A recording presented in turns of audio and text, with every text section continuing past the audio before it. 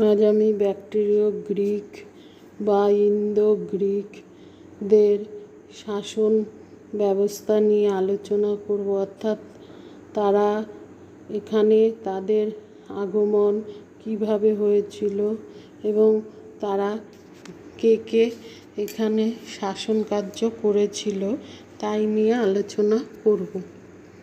সাধারণভাবে ভারতের ইতিহাসে যবন বা ম্লেচ্ছ শব্দটি বহিরাগত জাতিদের সম্পর্কে ব্যবহার করা হয়, কিন্তু যবন শব্দটির আদি উৎপত্তি আয়ন বা আয়োনীয় থেকে হয়েছিল। প্রাচীন গ্রিক জাতির একটি শাখার নাম ছিল আয়োনীয়। পারস্যে এই আয়োনীয় শব্দটি জোন শব্দে রূপান্তরিত হয়। জোন বলতে সকল গ্রিকদের মনে করা হতো। ভারতে জোন কথাটি যবনে রূপান্তরিত হয়। মৌর্য সাম্রাজ্যের পতন হলে হিন্দুকুশের অপর পার ব্যাক্ট্রিয়া হতে গ্রিক অধিবাসীরা ভারতে ঢুকে পড়ে। ভারতে এদের নাম হয় বার্লিক যবন। ব্যাক্ট্রিয়ার ভারতীয় নাম ছিল বালখ বা বার্লিক দেশ। এই দেশ থেকে আগত গ্রিকদের নাম হয় বার্লিক যবন। ভারত ইতিহাসে এরা ব্যাক্ট্রিয় গ্রিক বা ইন্দো গ্রিক নামে পরিচিত। ব্যাক্ট্রিয়া থেকে এই গ্রিকরা ভারতে বাস করতে চলে আসে, এই অর্থে এদের ইন্দো গ্রিক বলা হয়। মনে রাখা দরকার যে এই গ্রিকরা মূল গ্রিস দেশ থেকে আসেনি। ব্যাক্ট্রিয়া দেশটি দক্ষিণে হিন্দুকুশ ও উত্তরে অক্ষু নদীর মধ্যে অবস্থিত ছিল। আলেকজান্ডারের আক্রমণের সময় থেকে বহু গ্রিক এদেশে বসবাস করত। এই গ্রিকরা তাদের মূল দেশ গ্রিস দেশ থেকে ভৌগোলিকভাবে বিচ্ছিন্ন ছিল। আলেকজান্ডারের সাম্রাজ্য তার সেনাপতিদের মধ্যে ভাগ হলে ব্যাক্ট্রিয়া সেই থেকে সেলুকাসের ভাগে পড়েছিল। সেলুকাস ও তার বংশধররা যে সেলুকীয় রাজবংশ স্থাপন করেন তার কেন্দ্র ছিল সিরিয়া। সেলুকাসের বংশধরদের রাজত্বকালে ব্যাক্ট্রিয়া ও পার্থিয়া এই দুই রাজ্য বিদ্রোহ ঘোষণা করে। সেলুকাসের বংশধর তৃতীয় অ্যান্টিওকাস ব্যাক্ট্রিয়া পুনরুদ্ধারের জন্য অভিযান চালায়। ব্যাক্ট্রিয়ার বিদ্রোহের নেতা ছিলেন ডিওডোটাস নামে এক গ্রিক। তৃতীয় অ্যান্টিওকাসের আক্রমণ আসন্ন হলে ইউথিডেমস নামে অপর এক উচ্চাকাঙ্ক্ষী গ্রিক ডিওডোটাসকে হত্যা করে ব্যাক্ট্রিয়ার নেতৃত্ব নেন। তিনি সেলুকাসের বংশধর তৃতীয় অ্যান্টিওকাসের বিরুদ্ধে প্রবল বাধা দেন, কিন্তু অ্যান্টিওকাস তার রাজধানী অবরোধ করেন। এই পরিস্থিতিতে ইউথিডেমস তার পুত্র ডিমিট্রিয়াসকে সন্ধি স্থাপনের জন্য সিরিয়ায় পাঠান।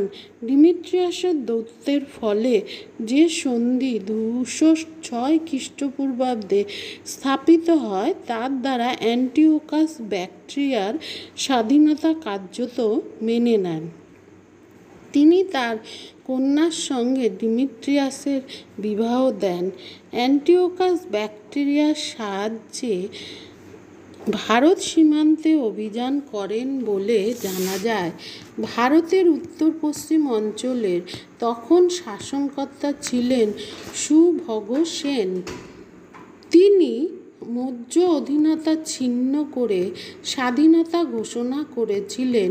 সুভগসেন শেষ পর্যন্ত অ্যান্টিওকাসের বশ্যতা স্বীকার করে কিছু সংখ্যক রণহস্তি দেন। এরপর অ্যান্টিওকাস সিরিয়ায় ফিরে যান, কিন্তু তার দেখানো পথ ধরে ব্যাক্ট্রিয় গ্রিকরা ভারতে অনুপ্রবেশ আরম্ভ করে। ব্যাক্ট্রিয়ার রাজা ইউথিডেমস ভারতের সীমান্ত পার হয়ে কতদূর পর্যন্ত অনুপ্রবেশ করেন তা সঠিক জানা যায় না। তিনি দক্ষিণ আফগানিস্তান পর্যন্ত রাজত্ব করেন বলে তার তাম্র মুদ্রা থেকে প্রমাণ পাওয়া যায়। যাই হোক, তিনি ব্যাকট্রিয়ার উপর গ্রিক শাসন দৃঢ়ভাবে প্রতিষ্ঠা করেন, যার ফলে পরবর্তীকালে ভারতে গ্রিক অনুপ্রবেশ সহজ হয়। ইউথিডেমসের পুত্র ডিমিট্রিয়াসের রাজত্বকাল থেকেই প্রকৃতপক্ষে ভারতে ব্যাকট্রীয় শক্তির বিস্তার আরম্ভ হয়। পলিবিয়াস, স্ট্র্যাবো ও জাস্টিন প্রভৃতির লেখায় তাকে ভারতীয়দের রাজা বলে অভিহিত করা হয়েছে। পতঞ্জলির মহাভাষ্যে তাঁর নাম দত্তমিত্র বা দ্বিমিত্র বলে ভারতীয় ধরনে লেখা হয়েছে। ডিমিট্রিয়াস সিন্ধু নদ পার হয়ে পাঞ্জাব ও সিন্ধু দেশ জয় করেন বলে অনুমান করা হয়। স্ট্র্যাবোর মতে তিনি সিন্ধুর মোহনাঞ্চল, কচ্ছ, সৌরাষ্ট্র জয় করেন। অবশ্য এ সম্পর্কে বিতর্ক আছে। টার্ন নামে এক ইউরোপীয় গবেষকের মতে ডিমিট্রিয়াসের নেতৃত্বাধীনে মিনান্ডার ও অ্যাপোলোডোটাস নামে গ্রিক সেনাপতিরা উত্তর ভারতের বৃহৎ অংশ জয় করে ফেলেন। মিনান্ডার পূর্ব ভারতে পাটলিপুত্র পর্যন্ত তার অভিযান চালান। অ্যাপোলোডোটাস পশ্চিম ভারতে সিন্ধু ও সৌরাষ্ট্র জয় করেন। পূর্ব ভারতে পাটলিপুত্র পর্যন্ত যবন আক্রমণের কথা যুগ পুরাণের গার্গী সংহিতায় উল্লিখিত হয়েছে। পতঞ্জলির মহাভাষ্যেও যবনদের দ্বারা সাকেতা বা অযোধ্যা, মাধ্যমিকা বা চিতোর আক্রান্ত হওয়ার খবর সমর্থিত হচ্ছে। ডিমিট্রিয়াস সিন্ধু নদ অতিক্রম করে ভারতের অভ্যন্তরে সাম্রাজ্য বিস্তার করেন কিনা এ সম্পর্কে বিতর্ক আছে। কেউ কেউ বলেন যে মিনান্ডার ডিমিট্রিয়াসের সেনাপতি হিসাবে রাজ্য জয় করেন। তিনি অন্য মিনান্দার। তিনি হয়তো মথুরাও দখল করতে পারেন। টার্ন নামক পণ্ডিতের মতে ডিমিট্রিয়াস দ্বিতীয় আলেকজান্ডার হতে চান। তিনি গোটা মৌর্য সাম্রাজ্য জয় না করে গুরুত্বপূর্ণ কেন্দ্রগুলি অধিকার করেন। তবে ব্যাকট্রীয় গ্রিকরা বা ইন্দো গ্রিকরা ঠিক কতদিন ভারতের অভ্যন্তরে ছিলেন তা বলা যায় না। টার্নের উপরিউক্ত মতের বিরোধিতা করেছেন এ কে নারায়ণ। তিনি বলেন যে ডিমিট্রিয়াসের অভিযান সিন্ধু নদ পার হয়ে বেশি দূর পর্যন্ত আগাতে পারেনি। তিনি বলেন যে কালিদাস মালবিকাগ্নিমিত্র নাটকে রাজা অগ্নিমিত্রের রাজত্বকালে যে যবন আক্রমণের উল্লেখ করেছেন এবং যে আক্রমণ যুবরাজ বসুমিত্র প্রতিহত করেন, এই গ্রন্থ থেকে জানা যায় তার কতগুলি মুদ্রায় ধার্মিকম অর্থাৎ ধার্মিক উপাধি দেখা যায়। তার মুদ্রায় যে চক্র দেখা যায় তাতে 8টি পাখি আছে। অনেকে এটিকে বৌদ্ধ ধর্মচক্র বলে মনে করেন। টার্ন অবশ্য এই প্রতীককে রাজচক্র বলেছেন।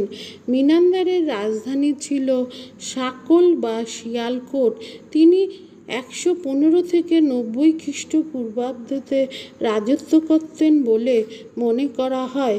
মিনান্দারের পর স্ট্র্যাবো প্রভৃতি কয়েকজন অখ্যাত ইন্দো গ্রিক রাজার নাম পাওয়া যায়। সবশেষ বিখ্যাত ইন্দো গ্রিক রাজা ছিলেন অ্যান্টিয়ালকিডাস। তিনি সম্ভবত ইউক্যাটিডিডিস গোষ্ঠীর লোক ছিলেন। তার দূত হেলিওডোরাস বিদিশার বা বেসনগর শুঙ্গ রাজা কাশীপুত্র ভাগভদ্রের দরবারে আসেন। এই স্থানে হেলিওডোরাস ভগবান বিষ্ণুর উদ্দেশ্যে একটি গরু স্তম্ভ তৈরি করেন। এই স্তম্ভটি বিশেষ গুরুত্বপূর্ণ কারণ কাশীপুত্রের রাজত্বের 14 বছরে হেলিওডোরাস বিদিশায় আসেন। এর থেকে অ্যান্টিয়ালকিডাসের কাল জানা যায়। দ্বিতীয়ত, হেলিওডোরাস বৈষ্ণব ধর্ম গ্রহণ করেন।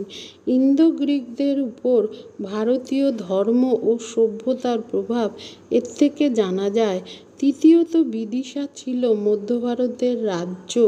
তার সঙ্গে উত্তর পশ্চিমের রাজা অ্যান্টিয়ালকিডাস কূটনৈতিক সম্পর্ক কেন স্থাপন করেন তা নিয়ে ঐতিহাসিকেরা বিচার করেছেন।